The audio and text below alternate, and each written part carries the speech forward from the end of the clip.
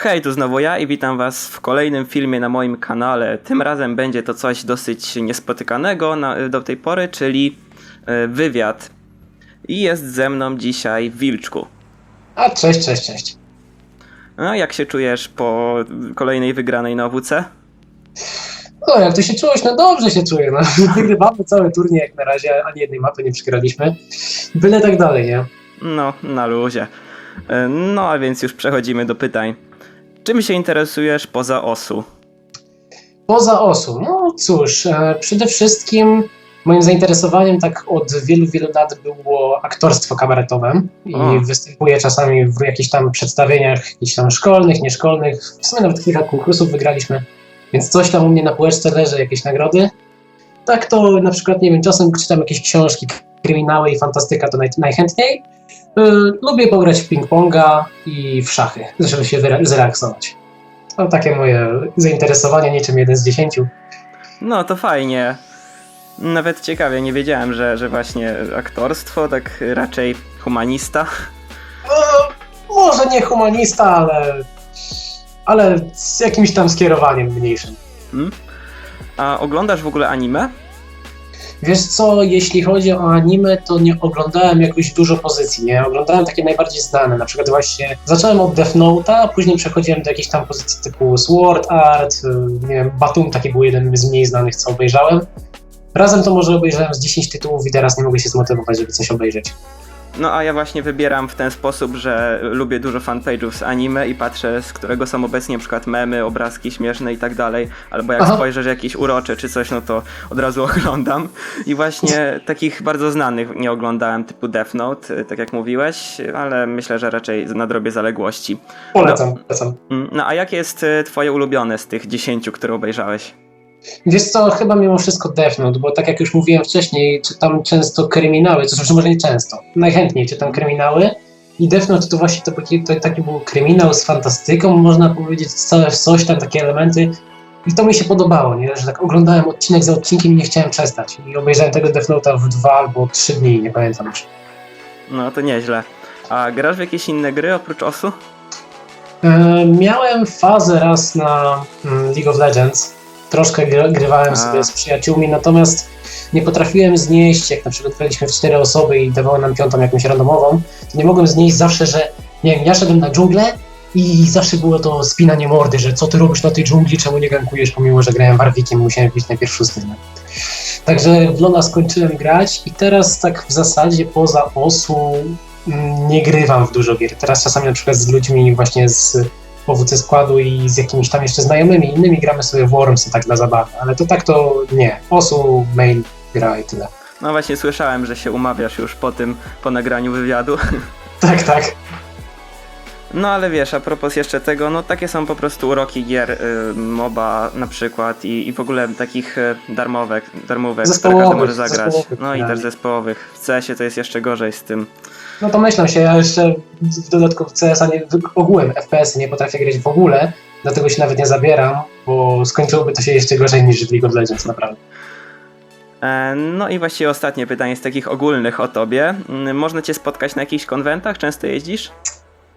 Byłem dosłownie na 3, może 4 konwentach, w tej chwili już się nie wybieram wcale. No, po prostu nie czuję jakby przyjemności z tego jeżdżenia. Niby się spotykam z tymi ludźmi, wszystko jest na początku fajnie, pięknie, a później już jakoś tak wchodzi taki mój tryb, że tak powiem, depresyjny i nie potrafię się zaklimatyzować. I no nie, w tej chwili już nie można mnie spotkać na konwentach. Rozumiem. No okej, więc przechodzimy teraz do takich pytań ogólnie o grze. No więc takie typowe, standardowe w każdym wywiadzie. Jak i kiedy zaczynałeś?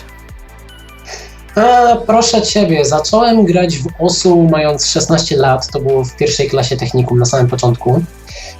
Poruszę też to, że o OSU słyszałem już zdecydowanie wcześniej, jak miałem może 14 lat, może nawet jeszcze 13, tylko że wtedy nie było osoby, która by mnie zachęciła tak mocno, żeby w to grać. To było na zasadzie, pierwszy raz usłyszałem właśnie na kuku kabaretowym, tak jak wspominałem wcześniej, że w kabarecie grałem i właśnie Gostek powiedział, że no w sumie grałem sobie w taką gierkę rytmiczną, się nazywa OSU, no taka fajna sprawa, nie?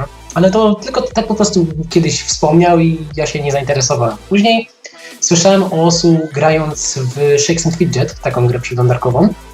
I będąc tam z ludźmi z gildii i rozmawiając z jedną osobą w gildii, właśnie ta jedna osoba powiedziała, że mam bardzo podobny nick do najlepszego gracza Polski wtedy. Znaczy, można powiedzieć, że w sumie cały czas. Czyli White Wolfa wtedy. No i też w zasadzie mnie wtedy to jakoś nie zainteresowało, tak po prostu się zaśmiałem, mówię, no okej, fajnie, że ma podobny nick i to wszystko. No i później było tak, że zmieniłem szkołę, to znaczy z gimnazjum do technikum przeszedłem. No i grywałem sobie wtedy czasami w Audiosurfa. Tam sobie jeździłem tym stateczkiem, zbierałem... Znam, bardzo fajna gra.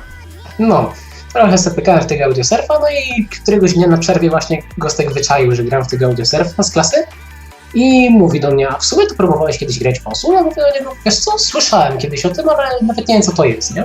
No i on odpalił wtedy laptopa, pokazał mi tą grę, no i ja się wtedy tak zainteresowałem i od tego się zaczęło, no. Od tej pory gram do dzisiaj. A no to ciekawie nawet. Ja standardowo dowiedziałem się gdzieś, przeglądałem filmiki na YouTubie, zobaczyłem jakiś pro play, 1,5 roku temu to było. No i oczywiście zainteresowałem się tym, spodobał mi się właśnie ten utwór z tej gry, tamten, który obejrzałem, no i jakoś tak wyszukiwałem ciekawe utwory i to były czasy, kiedy jeszcze w ogóle się nie martwiłem o PP i tak dalej. Nigdy nie martwcie się o PP, nigdy. Grajcie dla przyjemności. No właśnie, to jest najważniejsze. Okej, a więc czy progres, albo raczej skill wzrastał ci zawsze stopniowo, czy raczej był taki skokowy, że nagle zauważyłeś, że robisz jakieś trudne mapy, czy tak po prostu stopniowo, powoli? Cóż, na początku generalnie muszę wspomnieć od tego, że jak był inny ranking, inaczej wbijało się PP, a ja jarałem się cyferkami, lubiłem sobie właśnie to PP wbijać, to bardzo łatwo wbijało się PP na normalach z 3 modami. Więc grałem właśnie takie proste mapy, za te trudniejsze zabierałem się rzadko, bo nie dawały PP, a ja lubiłem cyferki. No i w zasadzie tak stałem skillem, cały czas ćwiczyłem, najbardziej to ćwiczyłem dzięki temu reading, dzięki czemu ten reading i hidden w tej chwili stoi ze mną bardzo dobrze. Natomiast na początku ten skill nie rósł mi aż tak bardzo. Dopiero po jakimś może okresie 1,5 roku, jak zacząłem grać te trudniejsze mapy, to wtedy przeszedłem taki szybki wzrost skilla, nagle zacząłem lecieć w tym rankingu, zwłaszcza jeszcze jak kupiłem nową myszkę i po prostu z ranku kilka tysięcy nagle zrobiłem się 500 i ludzie tak zaczęli patrzeć, jaki jeny, kto to jest w ogóle, tak w Polsce na razie. Było takie, jeny, skąd on się wziął w ogóle, kim on jest, czemu on tak dobrze gra? I to różnie tak było z tym przyrostem skilla. A w dzisiejszych czasach obecnie to trzeba uważać trochę, bo mój kolega na przykład totalnie mu nie szło ACC i tak dalej, ale uczył się 10.3, no ale wiadomo, rank miał taki powiedzmy mocno średni i zrobił FC parę map 10.3 i dostał bana. Restricta. Ojej. No właśnie, trzeba uważać z tym zbyt dużym Miejmy nadzieję, że przyrostem. mówisz prawdę, bo Mówię prawdę. Restricta ciężko jest za uczciwość złapać, chyba że nie wiem, znowu Daigenome mając play 100 pp. Nie, on nie jest typem, który by cheatował. Inna sprawa, że założył nowe konto i dostał już bana na klienta i wszystko. Aha, okej. Czy miałeś takie momenty, w których chciałeś zakończyć grę?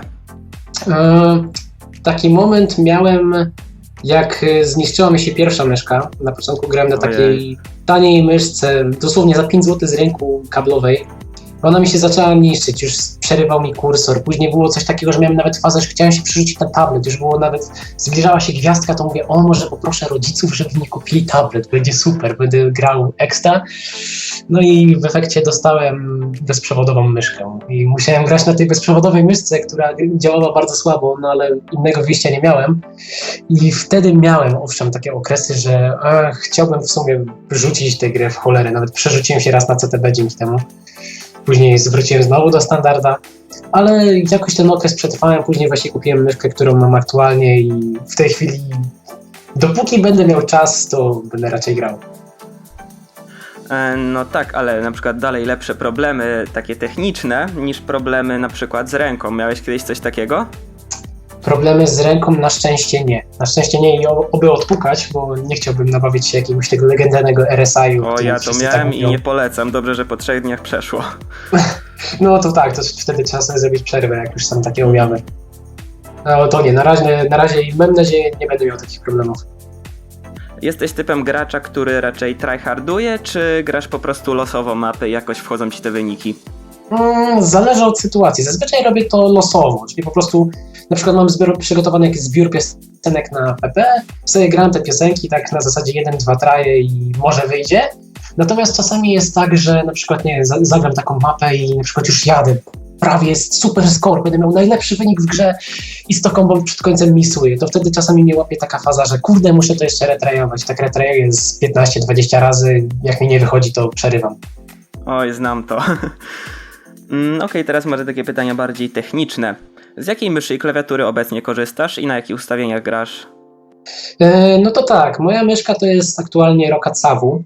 Polecam od siebie, bo oczywiście jakieś, żeby nie było, że product placement czy coś, ale tak, naprawdę myszka jest wyborowa do losu. Jeżeli chodzi o klawiaturę, aktualnie używam membrany Natek Genesis. Tego już akurat mniej polecam, no ale jak przerzuciłem się z dawnej bezprzewodowej klawiatury, to progres w ACC bardzo mi skoczył, więc jeżeli ktoś nie ma pieniędzy na mechanika, no to ostatecznie może to kupić. Jakie ustawienia? Gram na 800 dpi, full screen rozdzielczość 1920 na 1080, w systemie Windows 6x11, w OSU 1.0, 1000 Hz, częstotliwość odświeżania, próbkowania jakiegoś tam w myszy, coś takiego było. No, chyba wszystko wymieniłem. Ale też dodam tak już do widzów, że zawsze najlepiej grać tak, żeby było po prostu tobie wygodniej i niekoniecznie naśladować ustawienia takich programów jak na przykład w Wilczku. Tak, jak najbardziej, bo widziałem często ludzi, którzy myśleli, że jak sobie ustawię taką samą arę jak na przykład Kukiezi, to będę grał jak Kukiezi. Nie, to tak nie działa, to tak nie działa. Czy są rzeczy, które byś poprawił w OSU? Poprawić rzeczy, znaczy nie jestem w stanie powiedzieć, czy teraz dokładnie, czy coś bym poprawił tak dokładnie, ale na pewno jakieś rzeczy dałoby się poprawić. Niech pomyślę teraz tak na szybko. No nie, teraz na szybko nic nie wymyślę, ale no są rzeczy, które... Wiem, jedna rzecz. Na pewno bym zmienił to, że nie dostaje się PP, jak zrobisz gorszy wynik z modami, niż jak miałeś bez modów. Na przykład, dajmy na to sytuację, masz mapę FC No Mod, za którą na przykład, nie wiem, dostajesz w moim przypadku 300 PP i robisz wynik Hidden Hard Rock z misem 100 combo przed końcem, nie pobijasz wyniku No Mod i ten wynik byłoby z za misem, to więcej PP, ten wynik z misem tak byłby na przykład wart 450 pp, nie? Ale nie daje ci tego 450, bo jest gorszy wynik punktowy. To bym na pewno zmienił, żeby dawało PP za ten najlepszy PP score, a nie punktowy. Ale jest kilka rzeczy do zmiany na pewno. Słyszałem, nawet gdzieś czytałem, że Pepi mówił, że to zmieni. No wiesz, mówił, że zmieni, ale to mówił już chyba z rok temu i do tej pory nie widzę, żeby coś się za to zabierał, więc już nie robię sobie nawet nadziei. Ale za jakiś czas wchodzi OSU Next. Nawet było napisane gdzieś, że wyjdzie pod koniec 2015. Pewnie się nie wyrobią, ale możemy wtedy się spodziewać jakichś większych zmian, oczywiście pod wyglądem. Na Japan Expo we Francji Pepi powiedział, że drużyny, czy tam gildie, czy jaką to tam nazwał, wyjdą pod koniec 2014, a mamy koniec 2015 i nadal tego nie ma, więc... Ale postępy w OSU Next widać na przykład na Tumblrze Flighta, który jest grafikiem i widać ciągle nowe stickpiki i tak dalej, tylko kwestia kiedy to zaprogramują. To jest trochę jak z release datą na Windows. Następną edycję. No tak. Wersję. Jak oceniasz system Score V2 i jego zastosowanie na OWC 2015? To znaczy, przede wszystkim najgorszą wadą tego wszystkiego jest to, że oni dali nam bardzo mało czasu na przyzwyczajenie się, bo to było na zasadzie zostały, nie wiem, 2 tygodnie do OWC i nagle pojawia się wiadomość. Hidden się zmienia, slidery się zmieniają, trzeba dokładnie... I te wszystkie zmiany tak jakby są nadal dla nas niewygodne, bo po prostu nie mieliśmy czasu, żeby poćwiczyć sobie na tym. Musieliśmy wskoczyć na głęboką wodę i po prostu tak grać. Natomiast Hidden na pewno był ciekawym pomysłem. Teraz znowu zniknął. Nie wiem, było jakieś głosowanie, Pepi pisał wszystkich zawodników OWC, czy chcemy zachować ten Hidden takim, jakim jest, czy nie. Ja napisałem, że chcę, ale z tego co widzę, chyba dużo osób napisało, że nie chce, ponieważ ten mecz, który graliśmy teraz z Norwegią, to mieliśmy slidery normalne, tak jak były stare kiedyś, więc no cóż, znowu zmiana. Natomiast pomysł nie jest sam w sobie zły. No, na pewno trzeba by było jeszcze poprawić kilka rzeczy punktowych, ponieważ sam fakt, że bardziej liczy się ACC, jest bardzo dobrym pomysłem. ACC powinno generalnie grać większą rolę w grach rytmicznych, dlatego to samo w sobie jest świetnym pomysłem. Natomiast, no tak jak mówię, powinni nam dać więcej czasu na przyzwyczajenie się. Ale mam też wrażenie, że tak bardziej liczy się gra zespołowa ogólnie, bo czasami to może być tak, że na przykład jedna osoba kieruje cały team i wygrywa, a wtedy reszta tak średnio gra. To znaczy carry potential nadal jest, ponieważ tam jest jakoś tam napisane w procentach, że 70% wyniku to jest combo, 30% to jest ACC. I nadal mimo wszystko FC jest najważniejsze. Natomiast faktycznie dochodzi często do sytuacji, na przykład mieliśmy taką sytuację w meczu Brazylii z Norwegią, że 7 osób F-cnęło i jedyną osobą, która nie F-cnęła, to był jakiś Brazylijczyk, który misnął na początku mapy i pomimo to Brazylijczycy wygrali, pomimo że nie mieli wszystkich osób z FC, ponieważ wygrali na ACC. Więc są jakieś takie jeszcze sytuacje, w których faktycznie to ACC robi różnicę. Tak to na Score V1 nie byłoby takiej sytuacji, Norwegowie by wygrali tą mapę. Tak. A jaki jest twój ulubiony mod? Taki, z którym czujesz się najlepiej? No oczywiście Hidden, no kurczę, no od Hiddena zaczynałem i z Hiddenem gram wszędzie i no, to jest najlepszy mod dla mnie, naprawdę. To chyba się nie zmieni. No bo potem jak już jest się na takim poziomie jak ty, to już jest praktycznie jak gra no mod, nie? Znaczy no zależy, mówię, ja akurat zaczynałem od mapy z bardzo niskim AR, dzięki czemu wyrobiłem sobie ten reading i w tej chwili Hidden jest dla mnie dosłownie, czasami jest tak, że zaczynam grać mapę, przejeżdżam połowę i dopiero się orientuję, że zapomniałem Hidden wyłączyć na przykład, bo chciałem to grać no mod. I tak patrzę, o, to w sumie gram Hidden, okej, nie? Planujesz zająć się kiedyś graniem DT? Znaczy, zobaczę jak będzie mi to szło DT, jak kupię nową klawiaturę, ponieważ będę próbował coś się zabierać z mechaniczną klawiaturą, żeby nie bać się o zniszczenie po prostu klawiatury, bo ten mindset, że zniszczę klawiaturę, swoją membranówkę, po prostu przeszkadza mi w graniu szybkich map. Natomiast czy będę się za to zabierał? Nie mogę tego obiecać. No przypuszczam, że jak już jestem wolnym gównem, to wolnym gównem zostanę i raczej DT nie będzie moją mocną stroną nigdy. Rozumiem. Tylko wiesz, też uważaj na to, bo na tą mechaniczną klawiaturę, bo ja miałem taką sytuację, znaczy mam właściwie do tej pory, że grałem cały czas na mechaniku przez powiedzmy pół roku, potem oddałem na gwarancję, bo mi się podświetlenie popsuło, grałem na taniej membranowej, wróciła mi mechaniczna i kompletnie nie umiem streamować. Jeśli chodzi o takie długie streamy. Typu... No tak, no to wiadomo, że trzeba się przyzwyczaić do wszystkiego, no to nie tylko, będzie tak, że już miesiąc się przyzwyczajam i totalnie mi nie idzie. No, ja jestem świadom tego, że jak kupię klawiaturę, to nie będzie tak, że ją kupię i po 10 minutach już robię score 500 pp. To jestem świadom, że będę musiał się przyzwyczaić, natomiast czekam z tym właśnie przez OWC, jeszcze przez OWC się męczę ze swoją klawiaturką, żeby nie było sytuacji, że będę musiał zaprzestać gry na OWC przez nową klawiaturę, natomiast no, ja przyzwyczaiłem się do rzeczy dosyć szybko i wydaje mi się, że nie powinno być z tym problemu. Masz jakąś mapę, którą można uznać za twoją ulubioną? No to jest najtrudniejsze pytanie chyba dla graczy o Osu. Raczej nikt nie ma takiej jednej mapy, która byłaby super ulubioną. Raczej zazwyczaj kieruję się muzyką i później jeszcze wyglądem mapy i w ten sposób jakoś wybieram te najlepsze. Natomiast jakbym miał wskazać jedną, to nie ma szans. A jakiś taki ogólny styl mapowania, który lubisz? Ostatnio zacząłem lubić takie triki mapy, jak na przykład mapy Skystara. Nie wszystkie, na przykład Dreamless Wanderer jest świetną mapą Skystara i ja uwielbiam. Ona naprawdę jest genialna. Taka na przykład Neuronesia, którą graliśmy w meczu z Norwegią, to też jest bardzo świetna mapa, według mnie oczywiście. Jeśli chodzi o taki styl, to ostatnio jakoś polubiłem. To lubię takie mapy. Preferujesz jumpy czy raczej streamy? Streams and jumps. Nie jestem w stanie zdecydować, ale chyba minimalnie bardziej jump. A uważasz, że dałbyś radę dołączyć do, powiedzmy, klubu top 5? Bo miło by było zobaczyć 3 polskich graczy obok siebie. Klub top 5, no na pewno nie w najbliższym czasie, to jest jednak wielka przepaść, żeby tam się w ogóle dostać.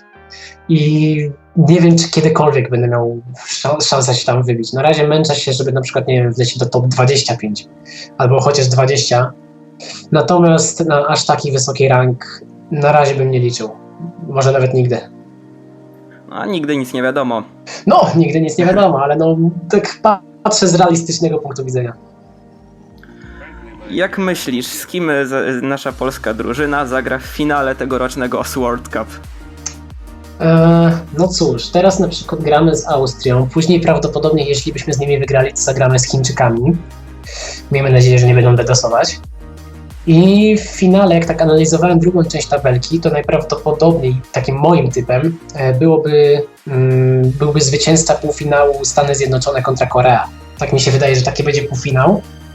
I z tego półfinału, nie wiem szczerze powiedziawszy, kto wyjdzie. Korea na przykład teraz w tym meczu nie pokazała bardzo dobrej gry i wydaje mi się, że nawet Stany mogłyby dać z nimi radę. Natomiast w pierwszym finale albo Korea, albo Stany, natomiast w głównym finale chyba taka sama sytuacja, bo chyba już nie będzie innej możliwości. No i już ostatnie pytanie, dosyć szybko nam to poszło. O. Z jakiego swojego wyniku jesteś obecnie najbardziej zadowolony? Trudne pytanie, trudne. Na pewno nie z tego, co daje mi najwięcej PP, ponieważ World's End, który daje mi 466, jest taką mapą, która wydaje mi się prosta, no jedyne co to tam ACC po prostu trzeba się postarać. Strasznie wielu graczy ma właśnie to w top rankach. Strasznie dużo ma graczy to w top rankach, bo to nie jest naprawdę trudna mapa, jest jeden moment w połowie tylko trudny, no. Jeśli chodzi o taką najbardziej dumę, to może United też z takim spojrzeniem takim nie do końca, nie? Ale ten Spacing naprawdę jest imponujący. Musiałbym teraz bardziej jeszcze spojrzeć w te mapy, co tam takiego pięknego wychodzi z tych wszystkich place'ów. Natomiast no może United, no nie był zły. Okej, a więc dzięki za wywiad. Jeżeli jesteście zainteresowani pooglądać trochę Wilczka, to zawsze możecie wejść na jego Twitcha.